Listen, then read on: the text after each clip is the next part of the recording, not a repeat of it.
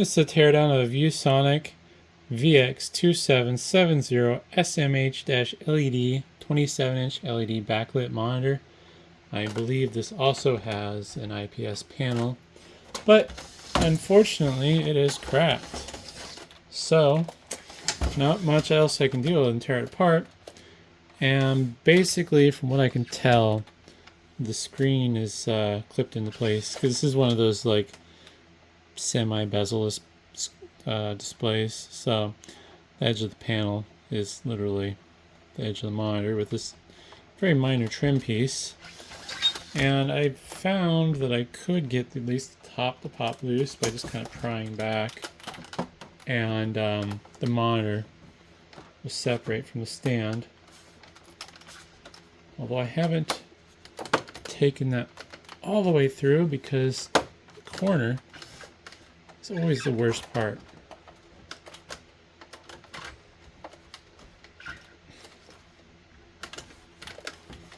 I can't get it separated on the side, which is annoying. It's stuck on this corner. And in theory, there's a way to do it without breaking the panel. But yeah, I don't know how to get this apart. I forget where all it's cracked. It's cracked in this corner, but I think there's like a big old line like that basically, where it's all sorts of messed up. I think it was hit like right around here, and it just kind of fractured outwards. So since it's already broken, I'm just gonna do this a more destructive way and use a screwdriver to get under there. Odds are, if I can get at it from both ends, I can probably pop it loose. Yeah, there we go. You might be able to do the same thing without breaking it using some plastic spatulas. But in my case, since this is a teardown video, I think I'm just going to get destructive on it. Speed up the process. Now, if you crack a panel on a monitor, it's basically trash. There's not much else you can do with a monitor. Oop. I definitely use metal screwdrivers and just cracked it over here. Basically, the only hope of fixing the monitor is finding another monitor of the exact same model that doesn't have a bad panel but no longer turns on. And the odds of that are really slim unless it's something common. Ouch, that hurts. Like a Dell monitor. So maybe you have a newer Dell monitor with a cracked panel and one that doesn't turn on. Although the ironic part is, the problem with the Dell monitors is they're more available, and that also means that they've been made in a lot more different factories. So Dell doesn't contract out just one factory to build their monitors.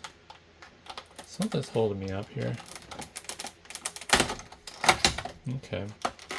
So front bezel needs to come off. Although, yeah, no, I took it off the right way. Looks like there's some clips here.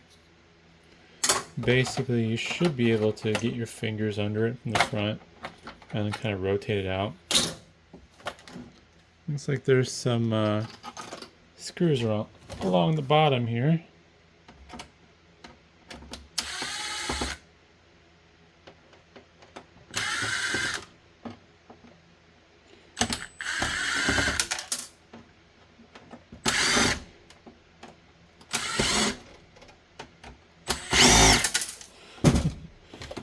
Let's see here. Still being held in with something. I think I need to work my way down maybe? Feels like it's being held in by the back. I guess we can look at removing the stand. So with the stand, you got the base plate, which is removable with these little screws here. Yuck, don't mind all the disgusting stuff at the bottom there.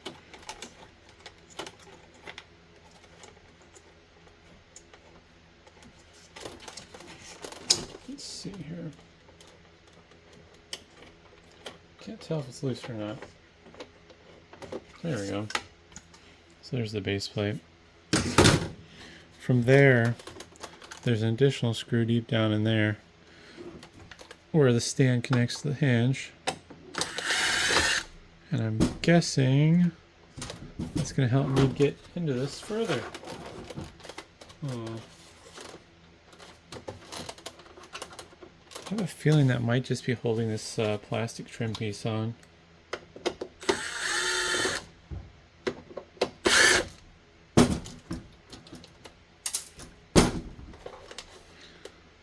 There's some clips holding it in place as well. I am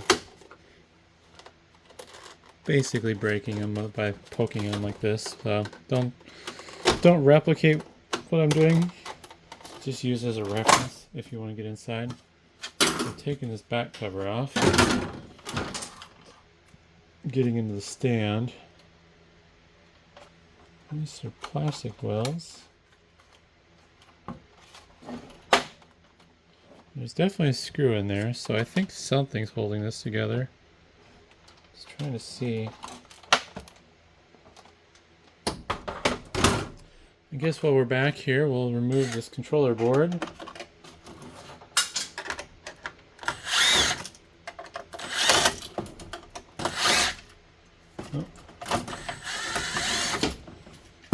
Looks like that controller board was structural. That is bizarre design. Huh. So basically the controller board and the front plastic pieces were sandwiched around this aluminum bar to help keep it all together. Weird. Disconnecting a variety of cables here. Looks like speakers and then control board cables. Put some aluminum foil shielding over some of these cables for signal integrity purposes, I'm guessing. And LVDS cables broke loose. It's like separate breakout cable for the LED backlight. So here's the controller board. I'm going to have to remove those screws for the VGA and DVI ports. Kind of surprised this has legacy ports with how new it looks.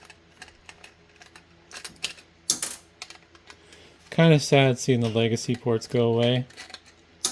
I hate DisplayPort. HDMI is okay, but DVI and VGA were always reliable. So, looks like the controller chip is a Realtek chip, RTD2483AD. And then just kind of some miscellaneous. So speakers were plugged into that, yeah. So I'm guessing that chip there and maybe the transistor next to it were the audio amplification circuitry. Also does audio out. I don't know if it did audio in. Okay, so there's audio out in headphones. So this would have probably contributed to splitting out the HDMI audio for the built-in speakers and then the two output options, which is kind of neat. Power delivery, filters, and all that stuff. And nothing on the bottom, just single-sided board when it comes to components. So now that controller board's loose, get the front housing of the stand. And access to speakers now, along with the capacitive touch switchboard.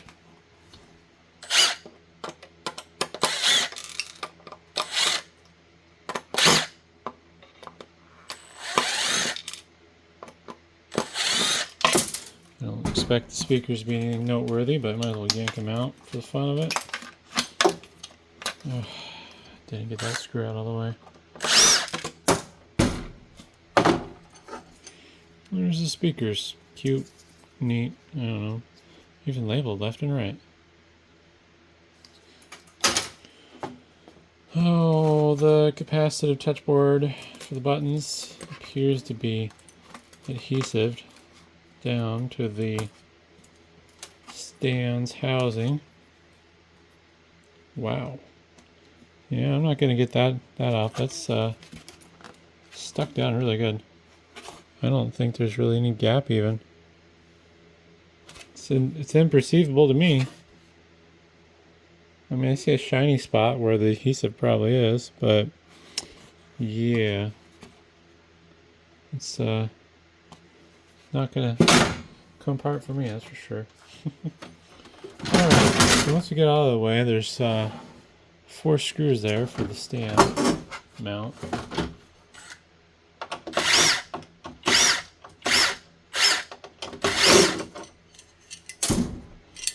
This is some cast aluminum, very strong springs, and just a steel mount. I would guess that you cannot VESA mount this, considering the control board's not part of the display. It does look like these additional screws are probably what's holding the display in. The stand screws are probably also a contributing factor.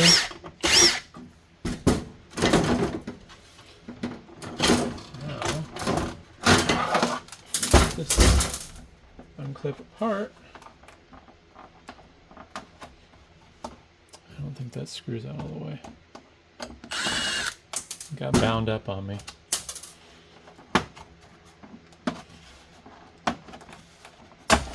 Oop, there we go. Let's figure out where I'm held up. There we go.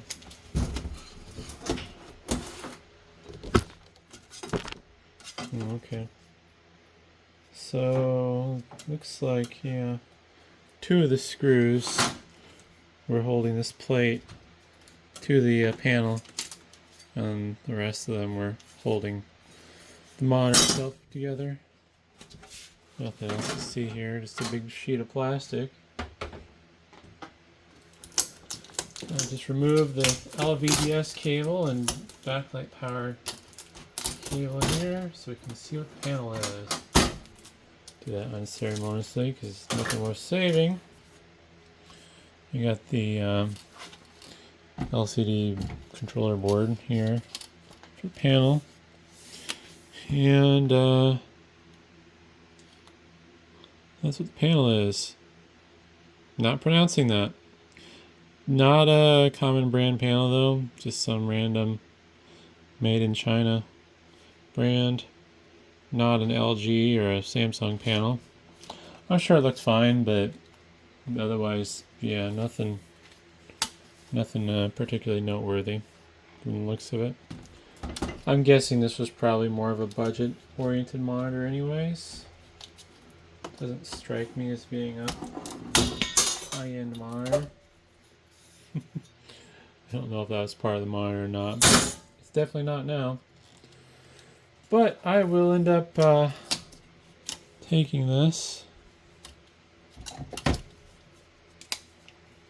and basically I just run my blade down the strips like that, and got a nice little high grade board for the scrap bin. Well, that's weird. And then this will have to pay to get recycled, unfortunately, but nature of the game. I guess we can also take a closer look at the LCD controller board. Ugh. Oh, that's interesting. The panel is not LG branded, but that chip is. Unless that's just like a bog standard part that companies buy for LCD controllers. No, it's upside down.